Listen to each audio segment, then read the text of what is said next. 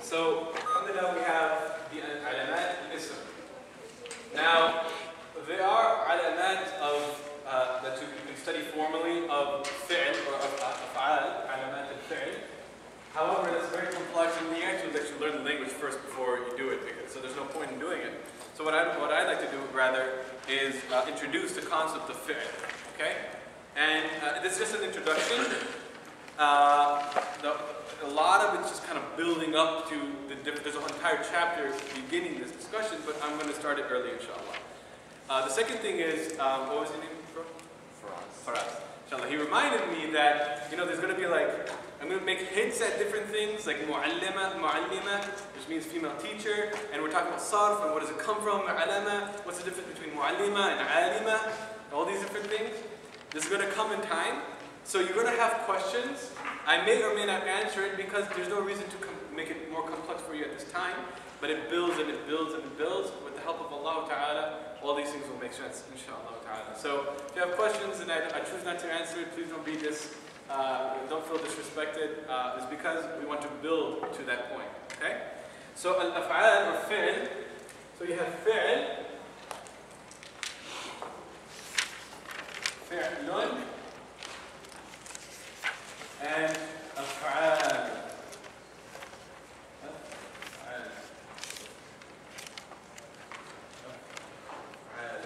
Okay? So the singular is fi'l. Fi'l means verb, as we talked about. And af'al means verbs, okay? So that's the plural. And anytime you learn a singular, whenever best, I'll give you the plural. There are certain patterns you'll see in time, how to make something singular to a plural. Those patterns are so numerous, it becomes confusing. So the best thing is just to memorize the plural version of the singular, and just when you see it, you'll get more experience with it, okay? As opposed to learning the patterns. But if you actually study sarf on a higher level, you'll learn those patterns better. It's the second with verbs. Verbs, I'm sorry, thank you. So, verbs, okay? Plural. So now, as I mentioned to you, in the Arabic language, af'al have there's either 3 letters,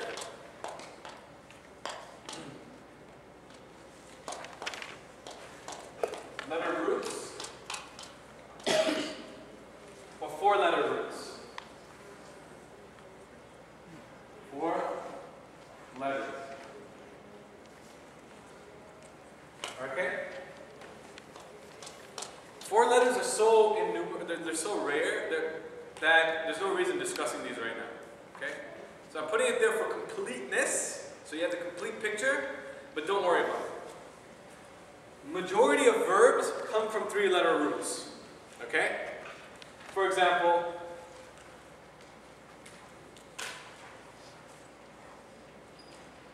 kataba, right? In fact, the word fi'l comes from a verb, literally. What do you think it means? Fa'ala, to do, right? To do. So fi'lun is the process of doing, so therefore it's a verb. So fa'ala, to do.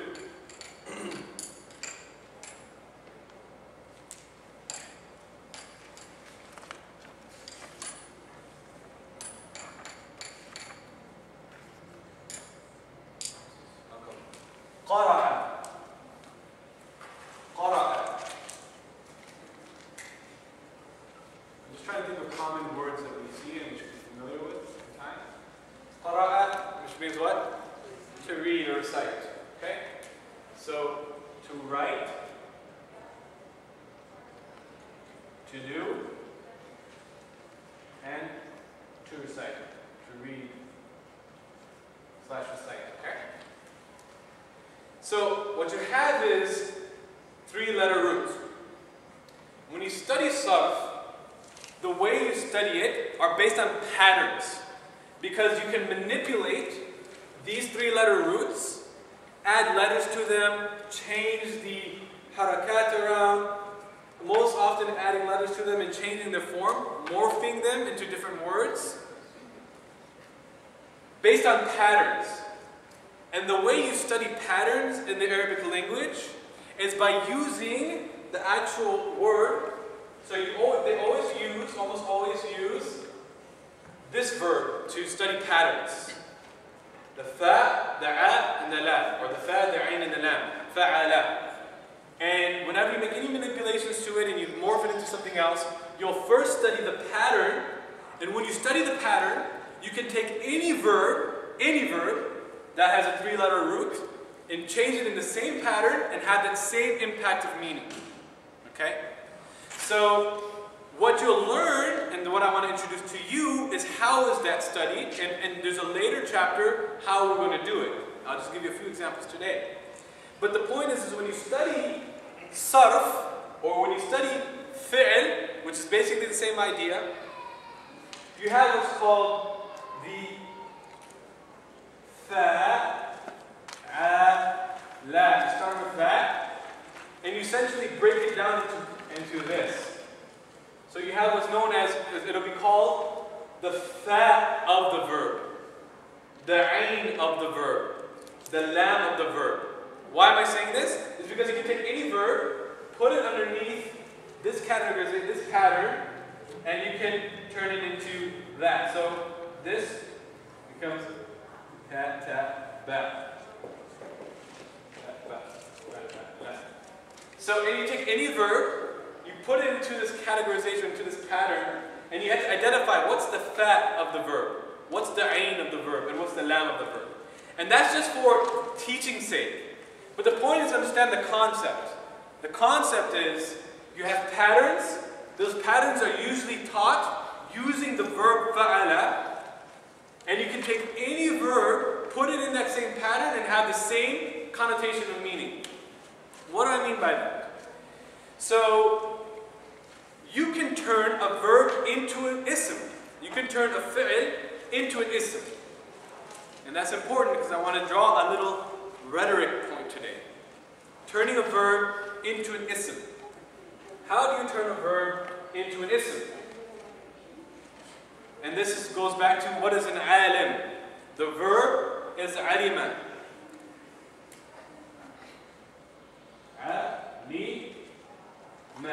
Alima. But before we go into that, you want to learn the pattern. In order to learn the pattern, when we study sarf, we study by learning the pattern first. And the pattern, the word that we use for the pattern is fa'ala. So how do you turn fa'ala, which means to do, into someone who does an action? Does anyone know? Go ahead. Fa'il. So you study the pattern now. What's the pattern? You have the fa. You add an alif after the fa of the fi'il. The fa of the fi'il. Right? So when I'm explaining it, you now know what I'm talking about.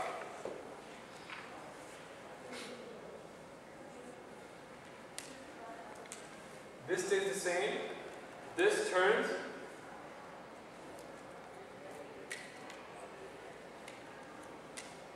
And this is why I said it's good to have multicolors when you're studying sarf.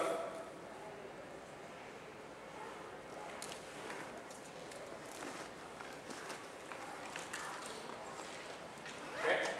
What did I do? I took the original 3-letter word root and I did 3 changes to it. The first change was I added an alif after the fa. So that's why I turned it in a different color. Alif after the fa.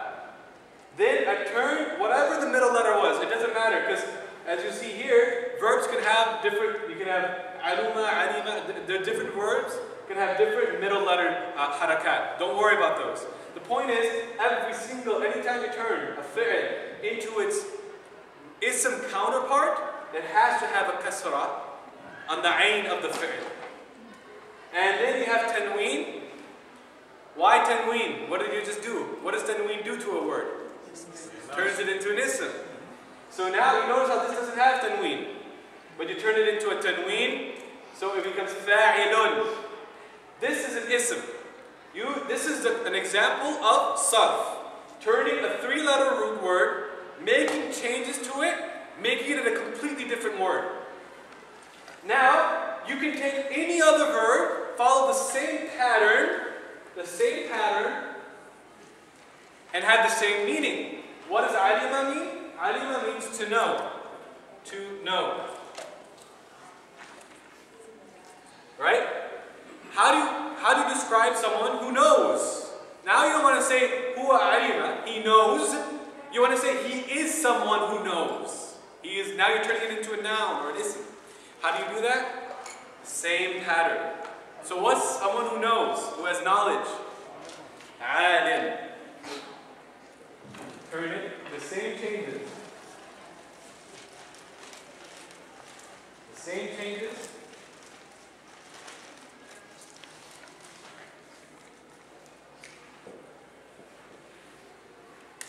Okay? This is an example.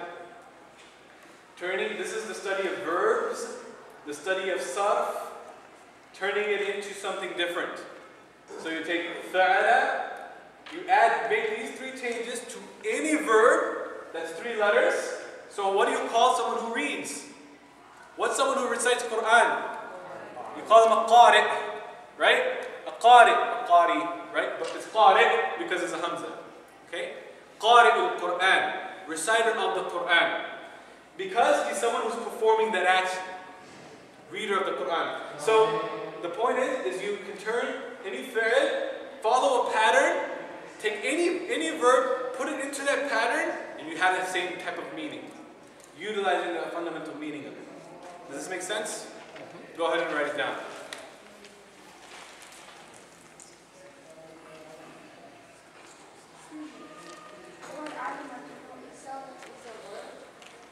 Alima, this word is actually a noun. Alima is a verb. Alima is a verb. Okay, 3-letter verb. Means to know. Okay? Alim is someone who knows. Turn it into an ism. Okay? You're going to learn these. This is actually chapter like 30 or something, like chapter 29, like how to make an ism fa'il. I don't care about that right now. I just want you guys to understand the concept of changing things to make a meaning. Okay? So just understand that.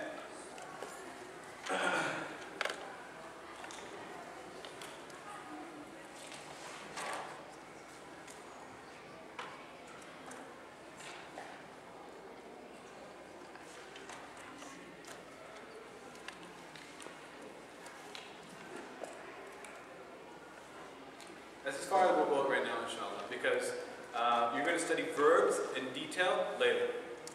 Inshallah.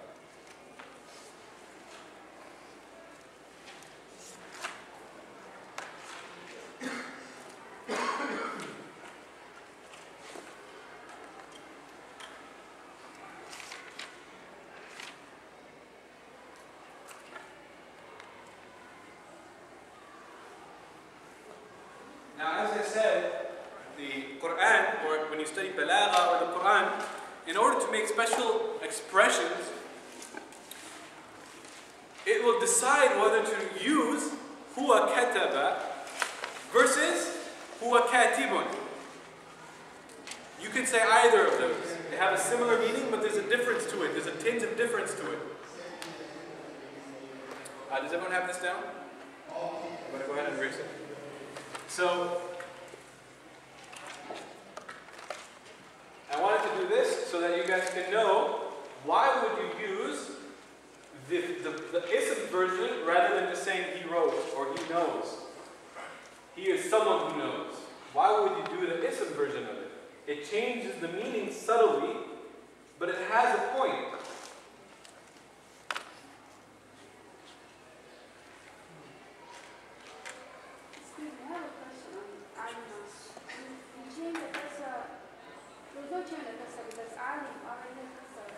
Yeah. So, okay. So since it is a point of confusion, I tried to bypass it. I'm going to explain it real quick. So whenever you have, so the pattern of fa'ala, verbs will always have in the past tense. We'll have fa and la. Okay. Every past tense verb. This is actually a past tense verb. It literally means he did. Okay? Because actually in the form itself, the subject, the person who's doing the action, is found, is hidden. Okay? Don't get into that too much. Point is you can have fa'ala,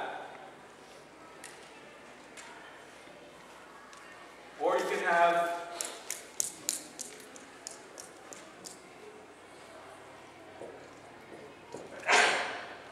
fa'ila, or you can have fa'ula. Okay? So, an example of fa'ila you already know is kataba. Then you have alima, we just learned. And then tabura is an example of the last one. Alima, tabura. Okay? So remember I'm talking about patterns. This middle haraka, don't worry about it. It doesn't change the meaning of it. Well, it does, but it doesn't. Don't worry about it. It has a subtle change. The kabura has a subtle change. Don't worry about it. But the point is, you can have any of these things. So, for example, alima, kataba, kabura, it doesn't change anything. So, just know that a verb in the middle letter, the lam of the fi'l, could have any one of these harakat. Okay? Does that make sense? But don't worry about it because it doesn't change anything in its meaning. Okay? So don't worry about it. Just know that you can have either of these in the middle. Okay? Does that make sense, sister? So, any root letter can either start with one of these three possibilities. And so the verbs are fitting into these patterns. So we can say instead of kataba, katiba? I'm sorry? We can say instead of kataba, katiba? No. You can't say katiba. The kataba is the form.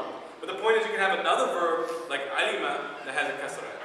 So you can't change this meaning once you know the verb. What I'm trying to say is that a verb can have either of these three possibilities. We just saw examples of that. You have kataba, alima, or kabura. But in this particular case, it's kataba. It's not katuba, it's not katiba. This is not alama, it's alima. This is not kabara, it's kabura. But just know that a verb can have the middle letter, it can be a different tashkil. It doesn't change the meaning. You just got to memorize it. And so it's not important. Okay? So don't be confused by it. That is correct. The middle letter, the standard root, you'll learn the root. You always learn the root. And the root in this case is alim. Okay? And this is the standard. Okay? But when you change it to an ism al-fa'il, when you change it to the noun, it doesn't matter what the root is because it'll always have a kasra on the lam. So all of these, this becomes what? It becomes katib. What's an alim? Right?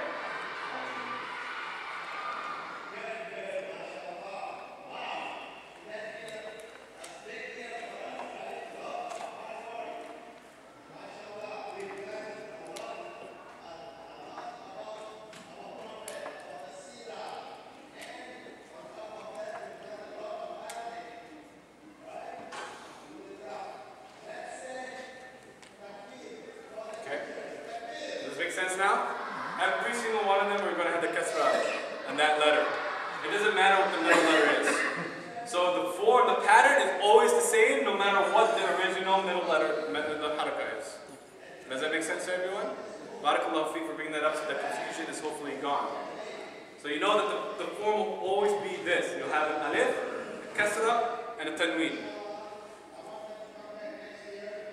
So now you have the option of saying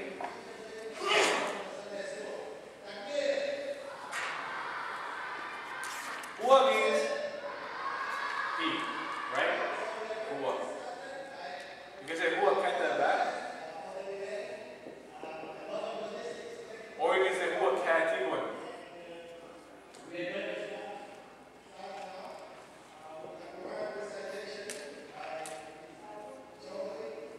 Right? You can say either of those. The meaning is pretty much the same. Huwa kataba means he wrote. Huwa katibun, he is a writer. Okay?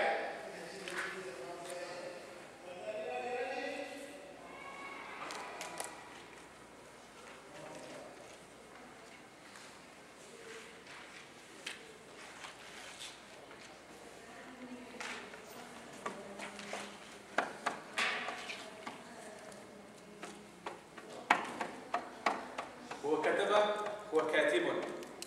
So he wrote.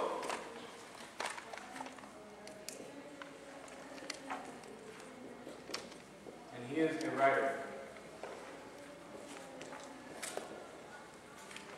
basically brings about the same concept. You can say either of those. But in the Quran, as I said, Allah Ta'ala, every single letter, haraka, pause, non-pause, all of these are sciences, all of these are elements of the revelation itself. And there's a reason why Allah Subhanahu wa Ta'ala chose to use a verb as opposed to using the ism. Okay? So,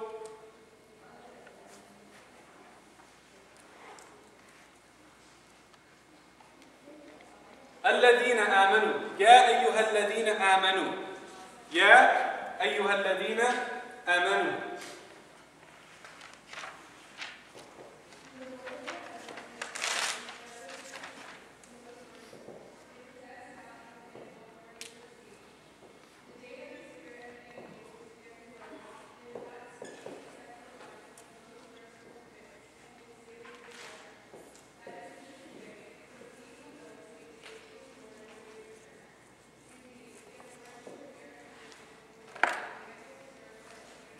As opposed to يا أيها المؤمنون.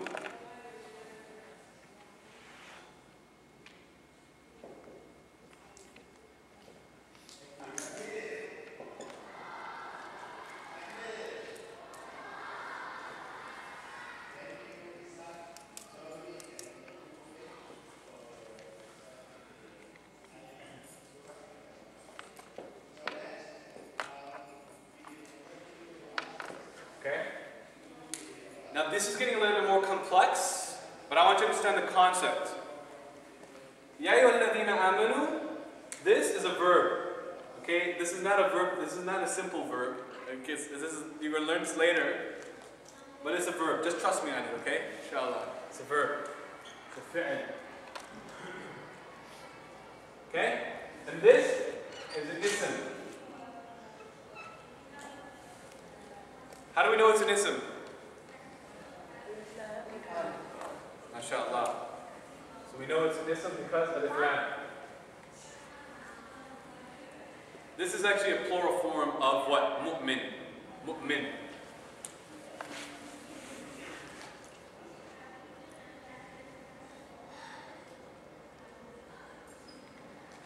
Okay? What is mu'min? What is aminu? Ya ayyuhalladhina amanu. Amanu means to believe, okay? To believe. But this wow indicates they. Don't worry about it. You'll learn it later. And al-mu'minun is the noun version of amanu or amanu. Okay? Don't worry about that. The point is, trust me, this is a fi'l and this is an ism. And you know ism, you don't need to trust me on that because you already know alif lam. Okay? But why does Allah Ta'ala say Ya ayyuhalladhina amanu as opposed to Ya ayyuhal mu'minun? And we see this throughout the Quran. In some cases, He chose Ya ayyuhalladhina amanu. In some cases, it's Ya ayyuhal mu'minun. So we need to think, why does Allah do that? And what we learn is that whenever a fi'l is used, it indicates that particular time period and then it stops. So Ya ayyuhal amanu is actually a past tense. So the O you who have believed.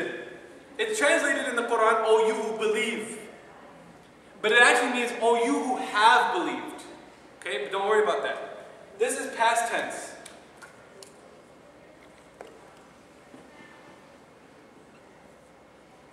And we need to ask, why is it that Allah Ta'ala is addressing the believers? He's addressing those who believed. Why is He saying, O you who have believed? As opposed to saying, Ya ayyuhal mu'minun. Why in Surah Al-Mu'minun, Allah says, Ya ayyuhal mu'minun. Now we have to start, this is where you start doing tadabbur of Quran. You start reflecting the Quran. Why did Allah say this instead of this? And when you learn these things fundamentally, and you haven't learned it yet, you'll start to grasp these things. And so what we learn is that whenever Allah Ta'ala uses the ism version, right, it indicates continuity. It continues. It's a quality that will continue forward. So when Allah says, Ya ayyuhal mu'minun, in that particular context, He wants to illustrate to us that this belief will continue. But just my basic tadabbur right now, when Allah is in a particular context, Allah is saying, Ya ayyuhalladhina amanu, you who have believed, He may be instilling in us a concept that your belief, be protective of your belief. Because you've believed up until now, but you still have days forward. So when Allah is calling in that particular context, why is Allah stimulating that type of thought process? Does that make sense? Why is Allah, so this learning Arabic, learning these subtle things will help us reflect on the Quran. And we may think, why is Allah doing it? And Allah is doing it so that we can reflect on it. And then you go to tafsir of Quran and you study it with the scholars and they explain, why did Allah do this and why? And then, so that's where you start to taste the sweetness of the Quran. So the point is, whenever an ism is used as opposed to its fi'l counterpart, it indicates continuity. Something that will continue. And I'll leave it at that, inshallah.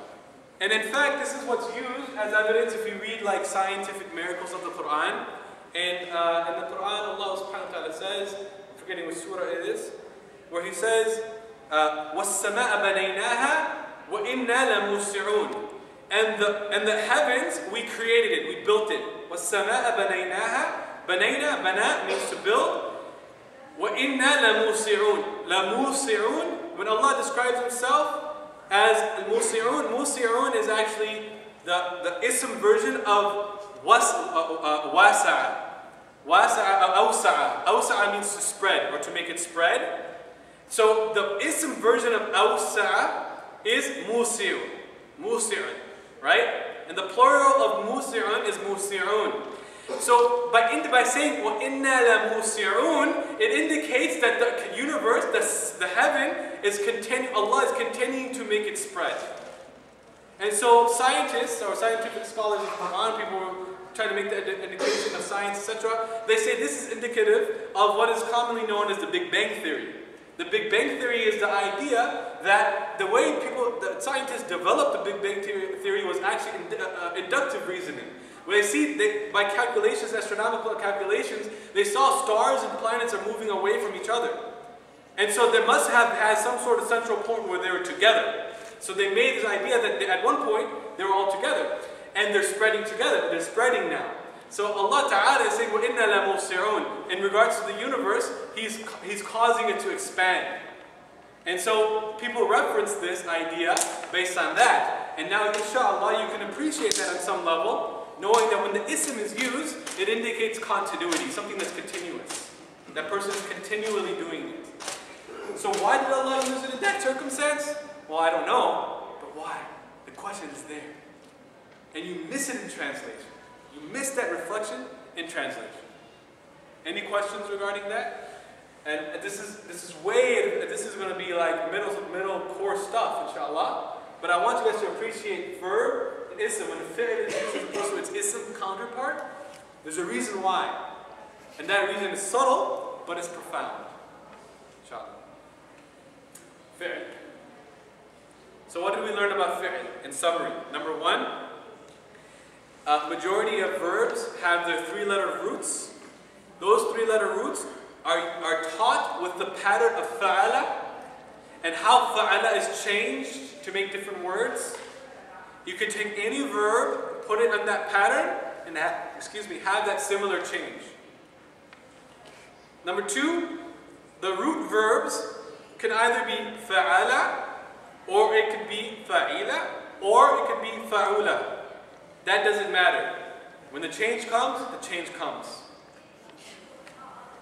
And lastly, as we illustrated, when you turn the verb into its ism counterpart, it has a subtle, profound meaning that Allah uses in the Quran to illustrate or to incite within us different emotions and different thought processes. Those three things, inshallah. What is the harf? Go ahead and write it down.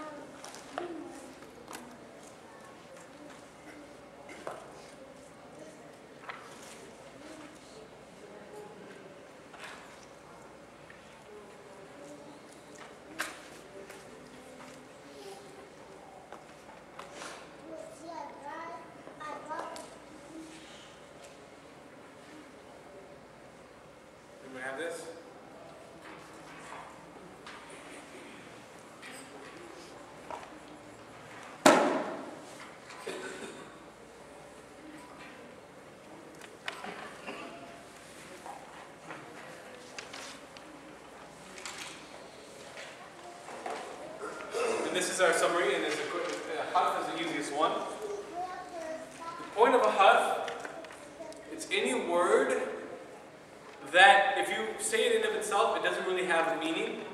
It is always attached to an ism or a fi'l in order to have meaning. So,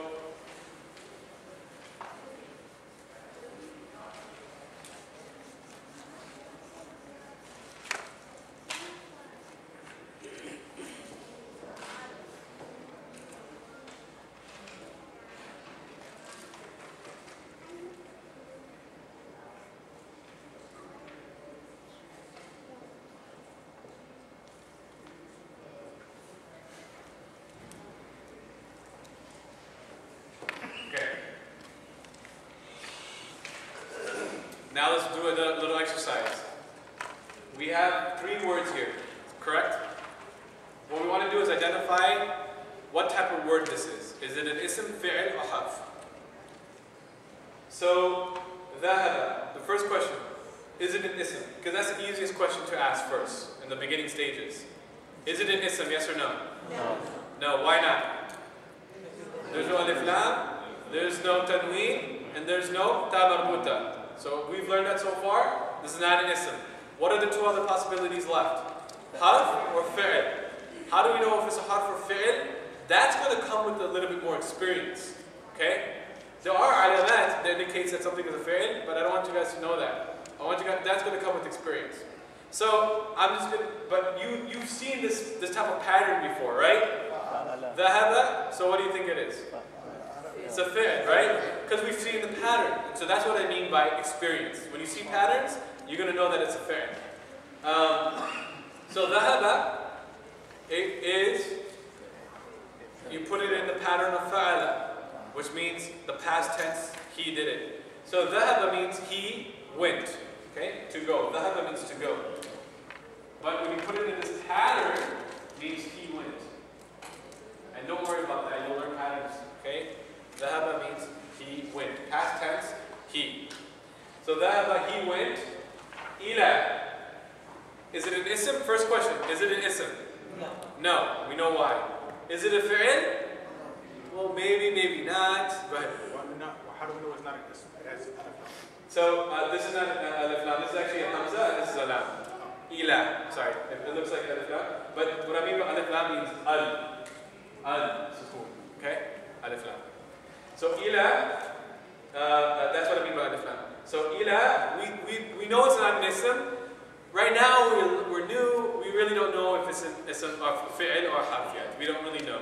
So we'll leave it a little bit later. We haven't really seen this pattern before with fa'al, etc., etc. When you learn af'al patterns, you'll know that it's not a fi'l. Okay?